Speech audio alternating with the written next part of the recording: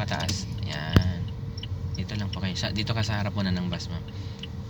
Para may madaanan yung yan, ganyan lang. Konting left, konting left. Okay. Kasi titingnan nyo yung ma'am kung break nyo, ma'am. Kung kasya ka sa in-between nilang dalawa. Paano mag-park niyang ganyan?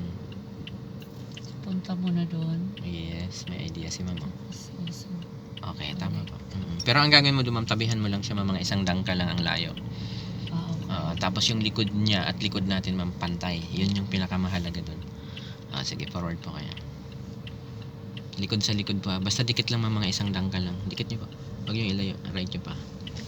Ayan, right pa. Ayan. Break ng konti. Sige pa. Basta likod natin, ma'am, likod niya. Mahalaga dyan. Ang importante. Sige pa, konti pa. Yan. Okay. Reverse pa kayo. Isang turn lang, ma'am, ang gagawin mo sa manibela, ma'am. Isang turn. Isang right. Yan. Yan. Dahan-dahan sa wag. At huwag mong dagdagan yung turn. Kasi ang gagawin mo lang, ma'am, si side mirror, ma'am, hihintayin mo lang yan na tumapat doon sa lagayan ng plate number. Dito pa. Dito yung sa gitna.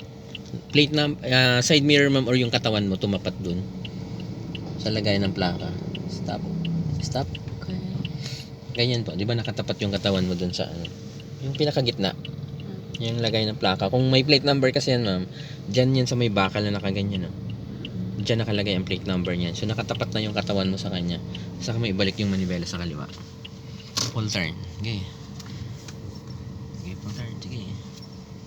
Sige. Yan. So pag atras mo ngayon, ma'am, ang titingnan mo naman ngayon, ma'am, dito yung gutter. Dito. Yan. Kasi pag hindi mo nakita yung gutter, ma'am, ibig sabihin, sobra ang atras. Tigil lang, konti pa. Nasisilip mo pa ba yung gutter? Yan. Break lang. Sige pa, konti pa. Malapit na siya dumiretso eh. Yan. Braking. Yan o, tinan mo, ma'am. Parang dali na i-park. Madali lang ang parallel, ma'am, kumpara dun sa isang Ang gawin mo, ma'am, kasi malayo yung distance mo sa harap, i-forward mo konti. Brake pa, brake mo na, ma'am.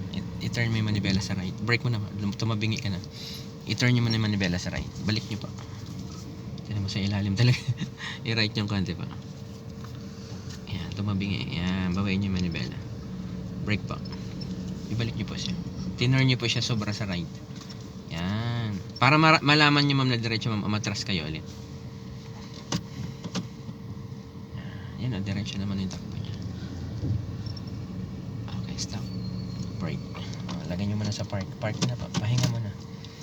Ayan. Relax muna. Para ang gawin natin, ulitin natin mamaya-mayang konti. Sige po. Relax Ito muna. talaga po ang patutunan ko kasi sa mga